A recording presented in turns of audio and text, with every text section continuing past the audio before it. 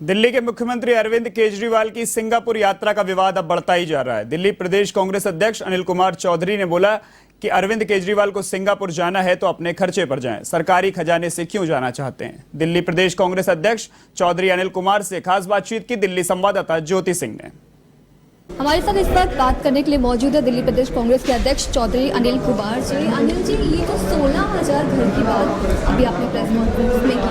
इससे पहले भी कांग्रेस की सरकार में ये कार्य पूरा नहीं हो पाया था और अभी भी आम आदमी पार्टी ने कहा कि वो इस कार्य को पूरा करेगी। देखिए, मैं आपको एक आवेदन पत्र है जो कांग्रेस के समय में निकला था, मैं दिखाना चाहता हूँ आपके श्रोताओं को दर्शकों। ये स्कीम थी उस समय शीला दीक्षित जी मुख्यमंत्री होते थे, जिनकी कल पुण्यतिथि है 20 जुलाई, और एक सोच थी कांग्रेस की, गरीबों को मकान दिए जाएगा। उसके तहत एक योजना लागू की जाती, उसका नाम दिया जाता है राजीव आवासीय योजना। और ये JNNRM यानी कि केंद्र सरकार के साथ मिलकर मनमोहन जी की सरकार हुआ करती थी, कांग्रेस की यूपी की सरकार थी, उस समय ये स्कीम लॉन्च की गई और संयुक्त प्रयास से बनना था। लगभग 45,000 से ज़्यादा मकान बने थे। वो मकानों की नींव रखी गई, 2012 में रखी गई। ये मकान धीरे धीरे बन के 2018 तक कंप्लीट होने थे। ये मैं नहीं बोल रहा हूँ, ये आज की वर्तमान सरकार अरविंद केजरीवाल भी बोल रहे हैं, बाकायदा लिखित रूप में कहते हैं। और ये कहा है कि 29,000 से ज़्यादा मकान बन के तैयार थे। CAG के ऑडिट में भी ये पाया गया है। ये कहा गया है कि इतने मकान बन के तैयार थे, समय पर अलॉट नहीं किए गए, जिसकी वजह से लगभग 1,000 करोड़ से ज़्यादा तो CAG ने माना है कि लॉस हुआ है। ये 16,600 मकान का जो वादा किया जा रहा है, इन मकानों को लेकर के भी अरविंद केजरीवाल ने पहले आश्वस्त किया है। केंद्र की सरकार हो, कोर्ट हो या रेलवे डिपार्टमेंट हो, जब रेलवे का एक ऑर्डर आया था कि 45,000 मकान टूटेंगे जो रेलवे ट्रैक के आसपास हैं, तो उनको बसाने की बात हुई थी, सवाल खड़े हुए थे। वो लड़ाई भी कांग्रेस पार्टी ने लड़ी।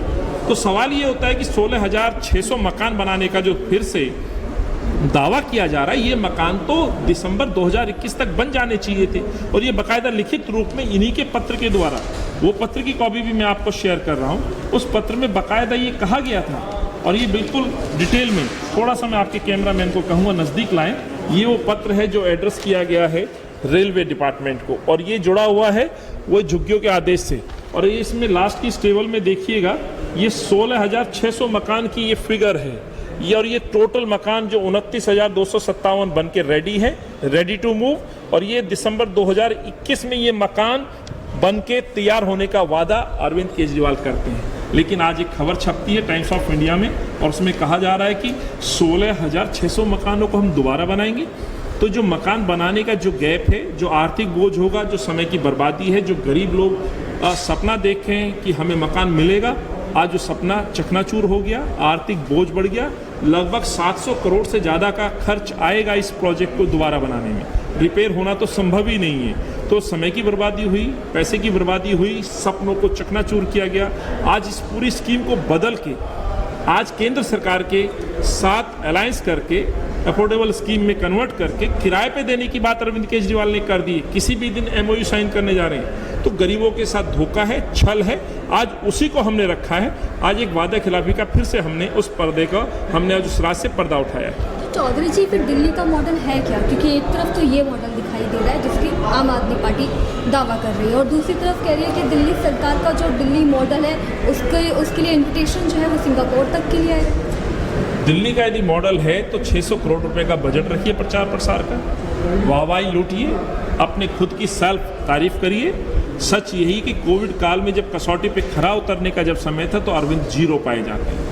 शराब की राजधानी आज दिल्ली को नाम दे दिया गया है। जो शहर का भी डेवलपमेंट और फ्लाईओवर सिटी कही जाती थी, आज उसे शराब माफियाओं को बेच दिया है। आज दिल्ली के यदि आप देखेंगे रेप कैपिटल के रूप में, क्राइम के रूप में महिलाओं के साथ खुद दिल्ली को जाना जाता है। आज आप इतने ललायित होते हैं कि मुझे सिंगापुर जाना है, आप 2 साल में कहीं गए नहीं है, खुद बोलते हैं अरे भाई आपको शौक है घूमने का तो इस्तीफा दीजिए और जाइए अपना प्राइवेट टूर बनाइए। सरकारी पैसे पे, सरकारी खजाने पे आनंद कब तक रहेंगे?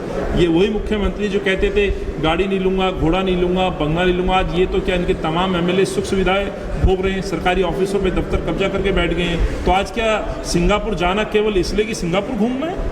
आप क्या मॉडल की बात कर रहे हैं? ये मैंने आज आपको दिखाया, गरीबों के अधिकारों को छीना जा रहा है। दिल्ली की सड़कों की हालत देखिए, अनऑथराइज कॉलोनियों में आप देखिए किस तरह से पानी लबालब है। मानसून के दौरान गंदगी फैली हुई है, बीमारियां फैल रही हैं, पीने का पानी उपलब्ध नहीं हो पा रहा है। यमुना सुधारने की बात कही गई थी, क्या स्थिति हो गई है? हर साल कुछ समय के लिए दिल्ली में प्रदूषण बढ़ता था, 12 महीने दिल्ली के अंदर प्रदूषण फैला हुआ है। तो इसके लिए दोषी कौन है?